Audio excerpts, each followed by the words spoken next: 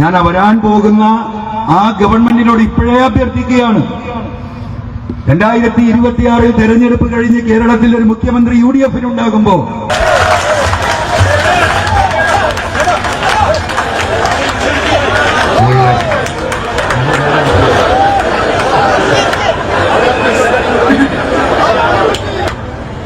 മുഴുവൻ നേതാക്കൾ അവരുടെ പേരൊക്കെ നമ്മുടെ സ്വാഗത പ്രാസംഗികനും പറഞ്ഞു, അധ്യക്ഷനും പറഞ്ഞു.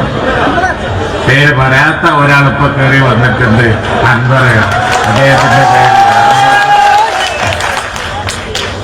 മലയോര ജനതയുടെ പ്രശ്നങ്ങൾ പരിഹരിക്കാൻ വേണ്ടി കേരളത്തിൽ UDF അധികാരത്തിൽ വരാൻ പോകുകയാണ്, ഒരു സംശയമില്ല. ഞാൻ വരാൻ പോകുന്ന ആ ഗവൺമെന്റിനോട് ഇപ്പോഴേ അഭ്യർത്ഥിക്കുകയാണ്. 2026 തെരഞ്ഞെടുപ്പ് കഴിഞ്ഞ് കേരളത്തിൽ ഒരു മുഖ്യമന്ത്രി UDF-നുണ്ടാകുമ്പോ ആ മുഖ്യമന്ത്രിയുടെ നേതൃത്വത്തിൽ ഈ 13 സംസ്ഥാനങ്ങളിലെയും മുഖ്യമന്ത്രിമാരെ പോയി കണ്ട് 1972 ഈ വന്യമൃഗ സംരക്ഷണ നിയമത്തിൽ ഭേദഗതി വരുത്താനുള്ള തീരുമാനത്തിലേക്ക് ഈ സംസ്ഥാനങ്ങളെ നയിക്കാൻ വരാനിരിക്കുന്ന UDF-ന്റെ മുഖ്യമന്ത്രിക്ക് കഴിയട്ടെ.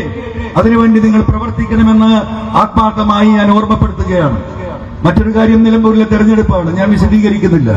വൈൽഡ് ലൈഫ് വാർഡനോട് ഈ നാട്ടിലെ ജനങ്ങൾക്ക് ജീവിക്കണം, നിങ്ങൾ പോയി അതിനെ വെടിവെച്ച് കൊല്ലണം എന്ന് ഉത്തരവ് കൊടുക്കാൻ ത്രാണിയില്ല ഇവിടുത്തെ ഭരണാധികാരികൾക്ക്.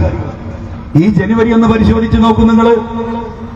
9ഓളം മരണങ്ങളാണ് കേരളത്തിലുണ്ടായത്. 7 ആന ചവിട്ടിക്കൊന്നതാണ്. ആ നിയമം ഈ സംസ്ഥാനത്ത് ഈ മാസം ഇംപ്ലിമെന്റ് ചെയ്തിരുന്നെങ്കിൽ 7 ആനയെ വെടിവെച്ച് കൊല്ലാൻ ആ നിയമം അനുശാസിക്കുന്നുണ്ട്. ഇത് കേരളത്തെ നടക്കാത്തതുള്ളൂ. ഉത്തരേന്ത്യയിലുണ്ട്, ഗുജറാത്തിലുണ്ട്, പശ്ചിമഘട്ടം, മഹാരാഷ്ട്രയിലെ വടക്ക് കിഴക്കൻ പ്രദേശം, ഇതേപോലെയുള്ള പ്രദേശങ്ങളാ വെടിവെച്ച് കൊല്ലുന്നു, മനുഷ്യരെ രക്ഷപ്പെടുത്തുന്നു. ഇവിടെ ഫോറസ്റ്റ് തൊടാൻ പറ്റില്ല. കേരളത്തിന്റെ വനനിയമ ഭേദഗതി ഇവിടെ ചർച്ച ചെയ്യപ്പെട്ടു. കേരളത്തിൽ വരാനിരിക്കുന്ന UDF ഗവൺമെന്റ് ഏറ്റെടുക്കേണ്ട ഏറ്റവും വലിയ വിഷയം ഇതാണ്. ഇത് ഏറ്റെടുക്കാൻ കഴിയും. 11(1)A ഇംപ്ലിമെന്റ് ചെയ്യത്തക്ക രീതിയിൽ ഇവിടുത്തെ കേന്ദ്ര സർക്കാർ നൽകിയ അധികാരം അത് ഉപയോഗപ്പെടുത്താൻ ഉദ്യോഗസ്ഥന്മാരെ അതിന് പ്രേരിപ്പിക്കുന്ന, അതിന് നിർബന്ധിക്കുന്ന സംവിധാനം വരാനിരിക്കുന്ന ഗവൺമെന്റ് ഇവിടെ ഉണ്ടാക്കണമെന്നാണ് ഈ മലയോര മേഖലയിലെ ജനങ്ങൾക്ക് വേണ്ടി എനിക്ക് പറയാനുള്ളത്. കേന്ദ്ര വന നിയമത്തിലെ പരിഷ്കരണം മറ്റൊരു വിഷയമാണ്. ഷാഫി പ്രസംഗിക്കുന്നത് വഴിയിൽ നിന്ന് ഞാൻ കേട്ടു. ഇടപെടുമെന്ന് പറയുന്നു. കേരളത്തിലെ മുഴുവൻ MP-മാരും ഇടപെടേണ്ട പ്രശ്നമാണ്. രാജ്യത്തെ 13 സംസ്ഥാനങ്ങൾക്ക് ഈ പ്രശ്നം അഭിമുഖീകരിക്കുന്നുണ്ട്. പശ്ചിമഘട്ടത്തിലെ 5 സംസ്ഥാനങ്ങളും രാജ്യത്തിന്റെ ആസാം അടക്കമുള്ള, ഛത്തീസ്ഗഡ് അടക്കമുള്ള വടക്ക് കിഴക്കൻ സംസ്ഥാനങ്ങളിലും ഇതേ പ്രശ്നം അനുഭവിക്കുന്നുണ്ട്. കേരളത്തിൽ UDF അധികാരത്തിൽ വരാൻ പോകുകയാണ്, ഒരു സംശയമില്ല. ഞാൻ വരാൻ പോകുന്ന ആ ഗവൺമെന്റിനോട് ഇപ്പോഴേ അഭ്യർത്ഥിക്കുകയാണ്. 2026 തെരഞ്ഞെടുപ്പ് കഴിഞ്ഞ് കേരളത്തിൽ ഒരു മുഖ്യമന്ത്രി UDF-നുണ്ടാകുമ്പോ ആ മുഖ്യമന്ത്രിയുടെ നേതൃത്വത്തിൽ ഈ 13 സംസ്ഥാനങ്ങളിലെയും മുഖ്യമന്ത്രിമാരെ പോയി കണ്ട് 1972 ഈ വന്യമൃഗ സംരക്ഷണ നിയമത്തിൽ ഭേദഗതി വരുത്താനുള്ള തീരുമാനത്തിലേക്ക് ഈ സംസ്ഥാനങ്ങളെ നയിക്കാൻ വരാനിരിക്കുന്ന UDF-ന്റെ മുഖ്യമന്ത്രിക്ക് കഴിയട്ടെ. അതിനുവേണ്ടി നിങ്ങൾ പ്രവർത്തിക്കണമെന്ന് ആത്മാർത്ഥമായി ഞാൻ ഓർമ്മപ്പെടുത്തുകയാണ്. മറ്റൊരു കാര്യം, നിലമ്പൂരിലെ തെരഞ്ഞെടുപ്പാണ്, ഞാൻ വിശദീകരിക്കുന്നില്ല. നമുക്കെല്ലാവർക്കും അറിയാം ഏതൊരു ഘട്ടത്തിലാണ് പിണറായിയെ വിട്ട് ജനങ്ങളിലേക്ക് എനിക്ക് ഇറങ്ങേണ്ടി വന്നത് എന്ന്. എല്ലാ സൗകര്യങ്ങളും ഉള്ളപ്പോൾ ജനങ്ങളുടെ വിഷയങ്ങൾ ആവർത്തിച്ച് കത്തുകളിലൂടെയും അല്ലാതെയും മുഖ്യമന്ത്രിയെ നേരിട്ടും പാർട്ടിക്കും നിരവധി കത്ത് കൊടുത്തതാണ്. ഇവിടുത്തെ പോലീസുമായി ബന്ധപ്പെട്ട വിഷയങ്ങൾ ന്യൂനപക്ഷ സമുദായത്തെ ഈ രാജ്യത്തിന്റെ ജനങ്ങളുടെ മുന്നിൽ മലപ്പുറം ജില്ല എന്ന് പറഞ്ഞാൽ ക്രിമിനലുകളുടെ ജില്ലയാണ് എന്ന് വരുത്തി തീർക്കാനുള്ള പരിശ്രമം പോലീസിന്റെ ഭാഗത്തു നിന്ന് നടക്കുന്നു.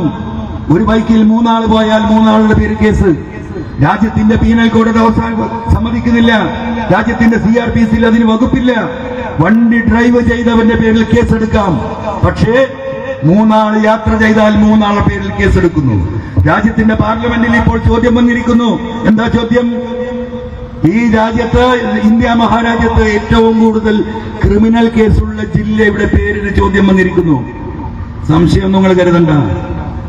അതിലേക്കാണ് ഈ കൊണ്ടുവന്നത്. കഴിഞ്ഞ 3.5 കൊല്ലം ഒരുപക്ഷെ ആ ജില്ലയായി മാറാൻ പോകുന്നത് മലപ്പുറം ജില്ലയായിരിക്കും. എന്താ കാരണം? ഇന്ത്യയിൽ ഏറ്റവും കൂടുതൽ ന്യൂനപക്ഷങ്ങൾ തിങ്ങിപ്പാർക്കുന്ന ജില്ല. അവർ ക്രിമിനലുകളാണ്. അതിനു വേണ്ടിയിട്ട് കഴിഞ്ഞ 3.5 കൊല്ലമായി RSSന്റെ പണിയെടുക്കുന്നു മുഖ്യമന്ത്രിയുടെ ഓഫീസ്. ഇതിനെതിരെയാണ് ഞാൻ സംസാരിച്ചത്. പോലീസ് പണം സമ്പാദിക്കുന്നു. ഇവിടുത്തെ സകലമാന കള്ളക്കേസുകളിലും കള്ളക്കടത്തിലും പോലീസുകൾ പ്രതിയാണ്. പോലീസ് സ്വത്ത് സമ്പാദിക്കുന്നു. തെളിവടക്കം കേരളത്തിന്റെ ADGP അജിത് കുമാർ ഇത്ര കോടി രൂപ സമ്പാദിച്ചിരിക്കുന്നു. ആധാരമടക്കാ കൊടുത്തത്.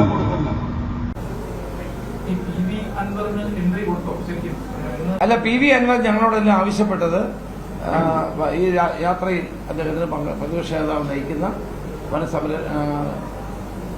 യാത്രയിൽ പങ്കെടുക്കുന്നതാണ്. അപ്പോൾ അതിൽ പങ്കെടുക്കാൻ എല്ലാവരുടെ അഭിപ്രായം പ്രതിപക്ഷ നേതാവ് ചോദിച്ചു. അതിനകത്ത് ആർക്കും അഭിപ്രായ വ്യത്യാസമില്ലായിരുന്നു. അങ്ങനെയാണ് എല്ലാവരുമായി ചർച്ച ചെയ്തത്. അല്ല, UDF വരുന്നതിനെ പറ്റി ആലോചിച്ചിട്ടില്ല. ഈ ജാഥയിൽ, മലയോര ജാഥയിൽ പങ്കെടുക്കുന്നതിന് അനുവാദം ചോദിച്ചു. അനുവാദം കൊടുത്തിട്ടുണ്ടെന്നാണ് എൻ്റെ വിശ്വാസം. അത് നമ്മളെല്ലാവരുമായിട്ട് ആലോചിച്ചാണ് തീരുമാനിച്ചത്. എല്ലാവരും അതിനകത്ത് ഒറ്റ അഭിപ്രായം. കാരണം അദ്ദേഹം നേരത്തെ ജാഥ ഇതുപോലെ നടത്തിയിരുന്നു. അപ്പൊ അങ്ങനെ ഒരാള് ജാഥ ചേരണമെന്ന് പറയുമ്പോൾ ചേർക്കേണ്ടെന്ന് പറയേണ്ട ഒരു സാഹചര്യം നിലവിൽ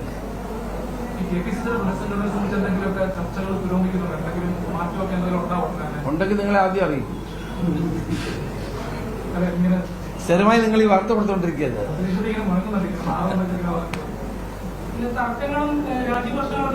എല്ലാം തീർന്നിരിക്കല്ലേ, ഇപ്പൊ ഒന്നുമില്ല. പോരെ,